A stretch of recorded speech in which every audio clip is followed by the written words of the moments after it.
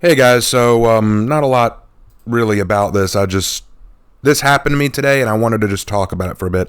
So I watched Spider-Man: No Way Home. Kind of in a Marvel kick lately because after watching She-Hulk, I kind of wanted to watch some good Marvel movies and TV shows again to sort of remind me that there is still good in the MCU.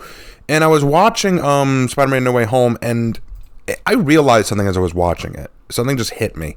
I think I finally cracked the code. I think I finally understand now fully why Marvel, Disney, Hollywood, gaming companies, TV shows, all these things are horrible. Why so many of them release and do so terrible. Not that Spider-Man No Way Home is bad. I actually love it. I think it's a great, great movie.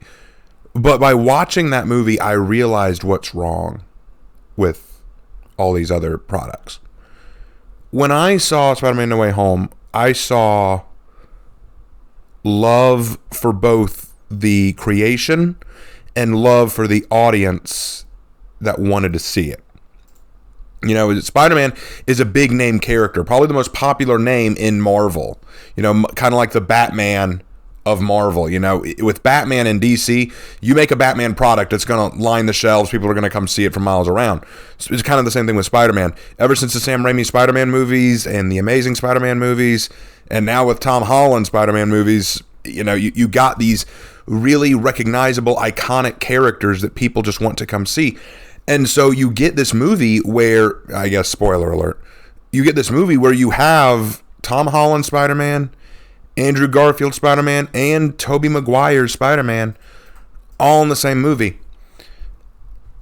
And as I was watching, I never once thought, wow, this director really is just trying to sell us something, isn't he?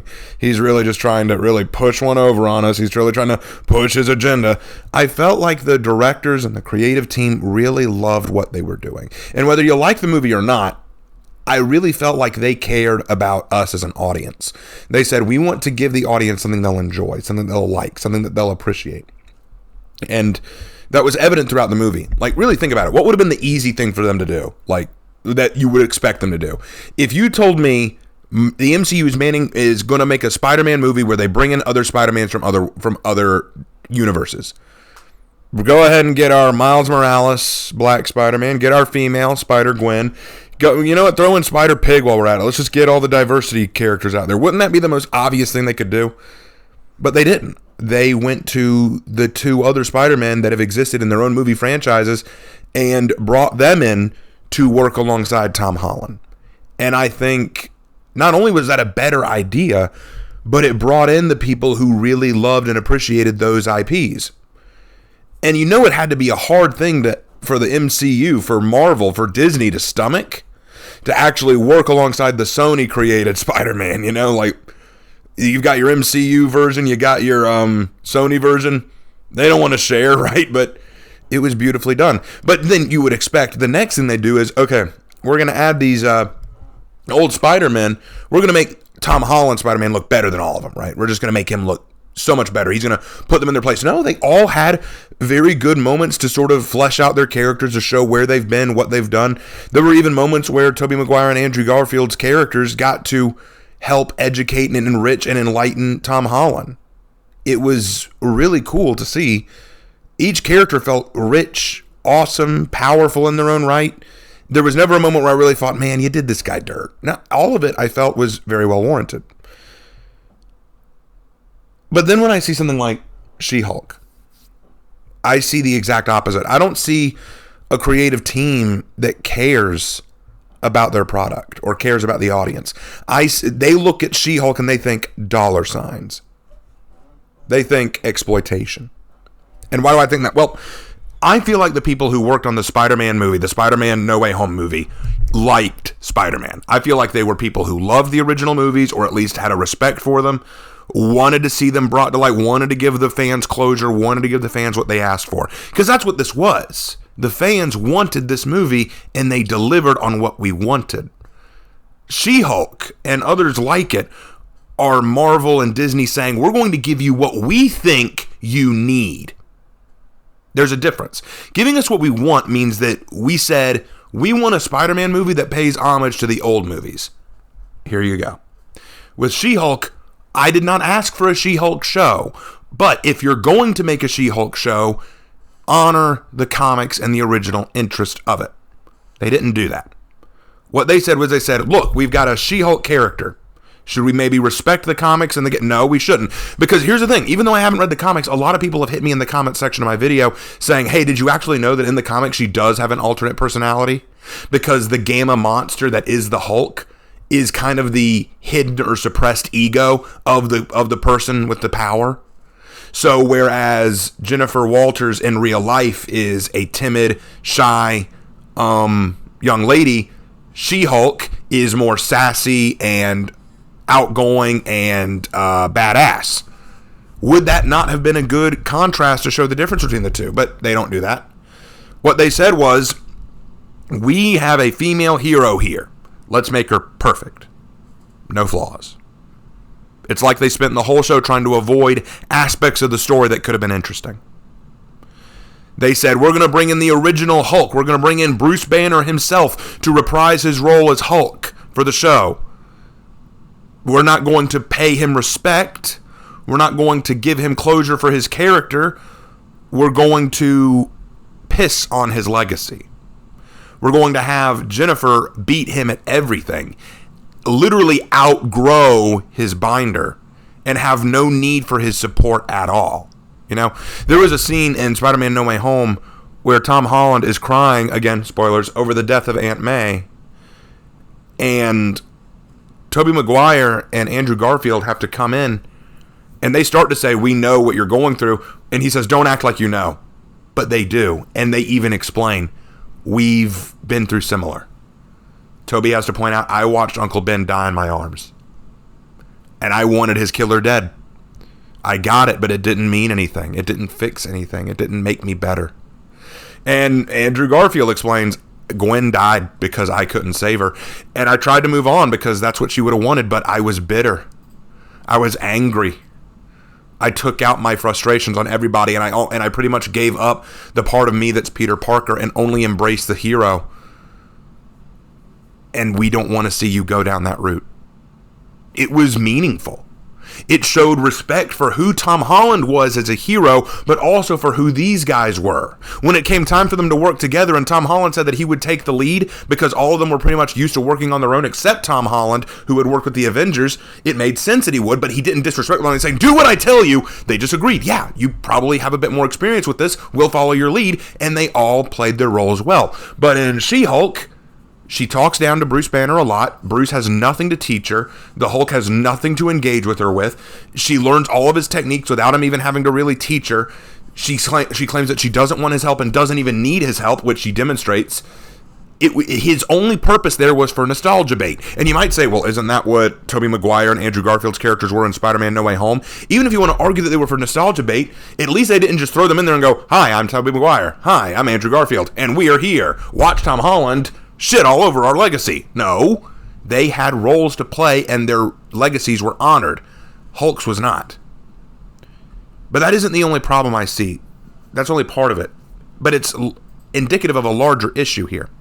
The larger issue here is not just in Spider-Man or She-Hulk, but I'm noticing a lot. Not only has Hollywood, Disney, Marvel, and all that, it's not that they've run out of creative ideas. That's not the problem. They are terrified of creative ideas. They're terrified of being different. They're terrified of creativity. No, think about it. Really think about this. How creative was it in Spider-Man No Way Home that they decided to bring back Tobey Maguire and Andrew Garfield to have them reprise their roles? That was a creative choice when they could have very easily just said, let's introduce a new hero like Miles Morales. He'll be the new Spider-Man to start our IP. Let's introduce Spider-Gwen. She's a rising fan favorite. She will be the new leader of the IP. They didn't. They brought back old favorites. Ones who probably will not get new movies. Ones who this will probably be the last time they play the role. But they brought them back anyway. That's not only creative, that's risky. They brought back old villains and gave them closure. You know, there was a lot of creativity there, but Hollywood is afraid of creativity. These days, they have to go to the same common denominator. The strong woman character who doesn't need a man to help teach her what to do or help direct her or help tell her how to do things. the feminist or, white or anti-racist or pro-LGBTQ lessons that have to be shoved and pushed into every single movie or video now. You can't have a movie where those things aren't at least mentioned. You can't have it where you just let the characters be characters. You don't have to establish, well, this character's better than this character. This character's weaker than that character. This character's more diverse than that character. You can't do that anymore. Everything's got to be a part of an agenda. Everything's got to be a part of a narrative. Everything's got to be part of stroking a rhetoric. There's no more creativity in that. I think it's the most ironic thing in the world when people say this movie or TV show is stunning, brave, and needed, when every movie and TV show is doing the same thing. I mean, what's so special? She-Hulk, she's so awesome. She's a female superhero who don't need no man. Wasn't that Black Widow and Captain Marvel and Wonder Woman and every other female superhero TV show / movie? I mean, what am I supposed to say from that? Oh, this time she's green. And some people say, well, look, Raven, it was a comedy. The She-Hulk show was a comedy. It's supposed to be funny. That'd be nice if it was funny. But what's the joke? That Steve Rogers died a virgin? Or that he didn't? That he has a sweet ass? That she's wisecracking? That she's breaking the fourth wall? I don't know what the joke is, and I don't think many people got the joke. I didn't think any of it was really funny. Because the goal was not to be funny. I know that I'm kind of ranting at this point. I'm probably repeating myself a lot, but I really feel like I need to say this because it's been weighing on my heart and mind all day. And ever since I did the She-Hulk video. The problem with media today is it doesn't want to take risks or be creative. It's terrified of it. It's not that Hollywood or Disney or Marvel are out of ideas. It's that they won't try those ideas because they're afraid. Ever heard the phrase silence is violence? It became real popular with a lot of these movements. If you don't talk about these things, then you're labeled as silent. And that's bad. You need to address it. Wasn't it Anita Sarkeesian who said that everything is racist, everything is sexist, everything is bigoted, and you need to point it all out? That's the running mantra. If you don't point out the problems, you're complicit. And so every media now has to point out the problems or give the antithesis to the problems to show, hey, we are allied. And that's not creative when you do it again and again and again and again. That's what amazed me about Spider-Man No Way Home. It's probably one of the best Marvel movies to come out recently. Because they were creative. They had really cool ideas. Yes, they brought back old characters, but they did great things with them. They interacted well with each other. They didn't just go to the lowest common denominator and say, let's grab a new IP. Whereas with She-Hulk, that's literally what they did. They shat all over the legacy of the old character to create a new IP. And some people will say, Raven, you're just sexist. I liked Wonder Woman. I thought it was creative. I don't mind a female superhero. You know one of my favorite female Marvel superheroes? From the comics anyway? The Mighty Thor. Jane Foster. Now, I'm not saying everything about her character is perfect. There are some things about her storyline that I don't like. But for the record, I think a lot of it is great. I think a lot of the ideas there are great. Like, you want to know something interesting about Jane Foster's character? True story. Her character, Jane Foster, is suffering from stage 4 cancer. It's literally killing her.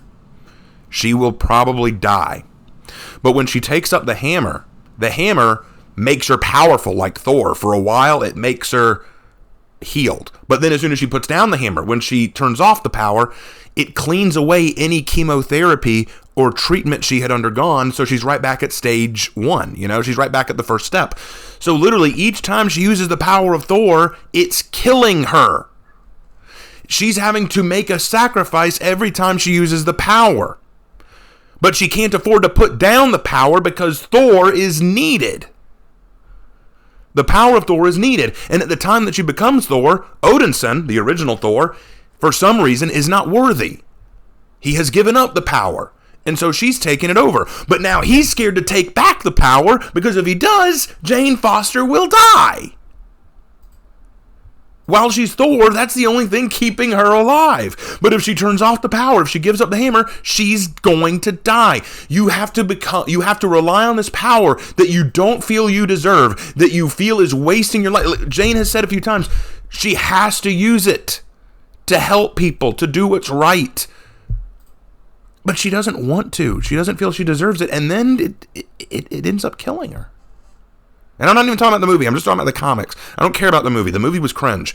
The comics, though, were amazing. So it has nothing to do with female characters.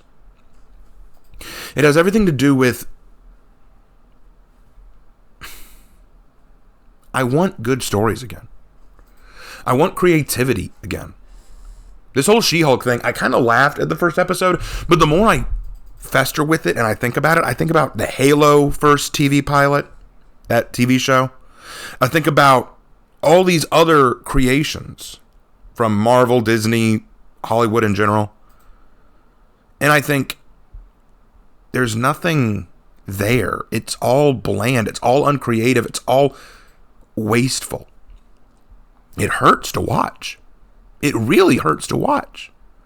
Not because it's bad. I mean, it is, but because I know better can be done and they choose not to do it. Because they're afraid of it. If they don't do what they think will be socially relevant, then it will, for some reason, not make money. I don't even think it's just to hide behind the label of, if you don't like us, it's bigotry. I don't think that's the only reason. I think that's part of it. But I think the real reason is, for some reason, they think their focus groups are telling them, if you do this, it'll be really popular. It'll be a good decision. And then once the reviews tank the film or product, and the directors and producer are acting, why is this tanking? The focus groups say, because the fans are all bigots and racist and sexist. These people have so little self-awareness, so little integrity.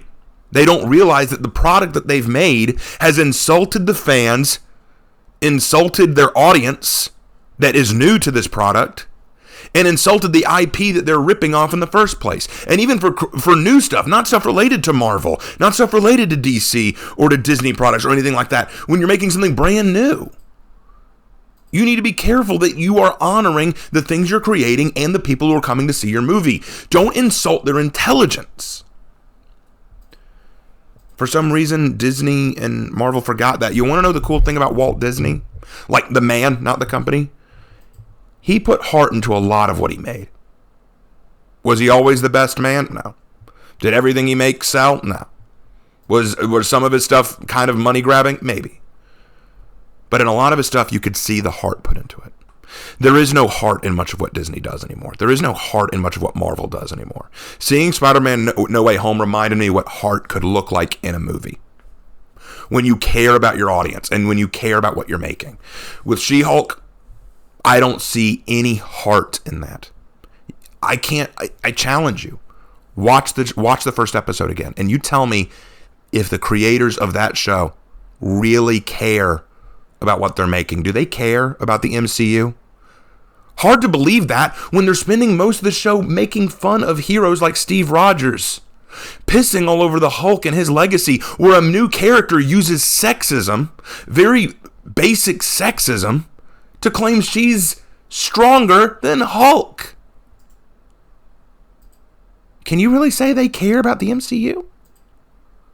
Can you really say that they care about the audience who does like the MCU?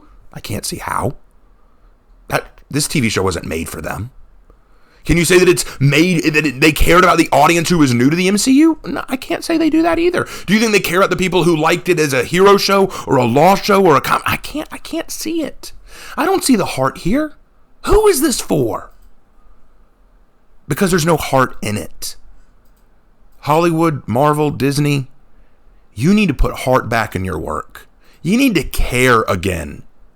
Care about what you're making. Care about the audience who came to see it. Care about the people who want you to make good art again. Art without heart is just a blank canvas with scribbles on it. Any idiot can throw splatter on a canvas and call it art. But unless you took the time to really work to create, you know what, me and Lorik talk about this a lot. It's amazing that we will hear rap music on the local radio station that sounds like mumbling and pissing into a microphone, shouting swear words and references to sex and drugs. But we'll turn on to YouTube and watch anime raps from folks like Schwabity, Daddy Fat Snaps, Rustage, or Divide Music. And they will be incredibly well written and beautiful to listen to. Stuff that blows our minds with not only the lyrics, but the beat, the passion, the time, the energy. Because they care about what they're making and they care about what their fans think. Whereas other people make their raps or their songs or their pop music with only one thing in mind: what will sell? What will make me some money? I don't care if it is different or unique. One of the reasons Lark and I like Sabaton, because they're a rock band that talks about history. You know how creative and different that is from the norm? Incredibly. That's why Sabaton sticks out. Effort. Creativity. Diversity, isn't that something they give a damn about? Diversity, difference, that's what it means, something different. But when you shove diversity into every movie, how is it diverse anymore? How is that different anymore? You're preaching the same talking points from every fucking podium. Yes, that's somehow unique. That's somehow new. How is this movie different? Oh, it has a black or female main character. It has an LGBTQ representation. Yes, so did all other 8 or 9 Hollywood movies this year. How is this new? Sorry, I got angry there. But you see why this matters to me. I love art. I love music. I love movies. I love TV shows. I love storytelling. And there was a time when Marvel and Disney and all these others were the kings of it. Y'all realize I grew up a DC kid. I never thought I'd love Marvel more than DC, but I did. With the Avengers, I thought it was the best superhero movie I'd ever seen. And I was putting it up against the Batman original movie from Tim Burton. I thought Avengers was the best movie I've ever seen. Now I look at the MCU and go, what happened?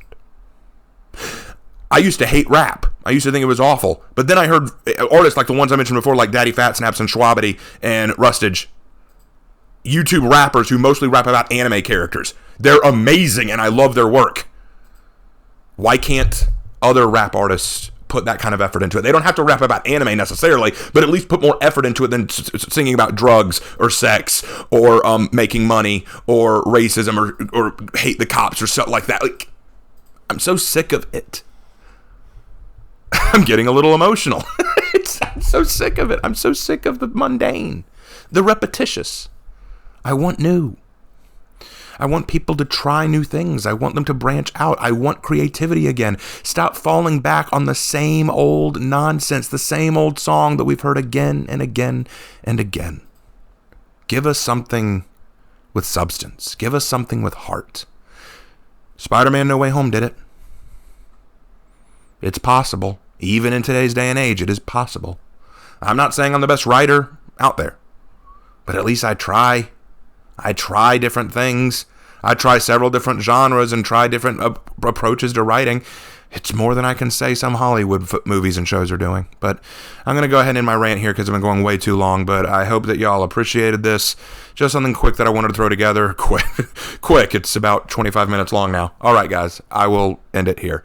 Thank you guys who bothered to listen this far into it. I really appreciate y'all's time and your patience. And I will see you in my next video, whenever that is.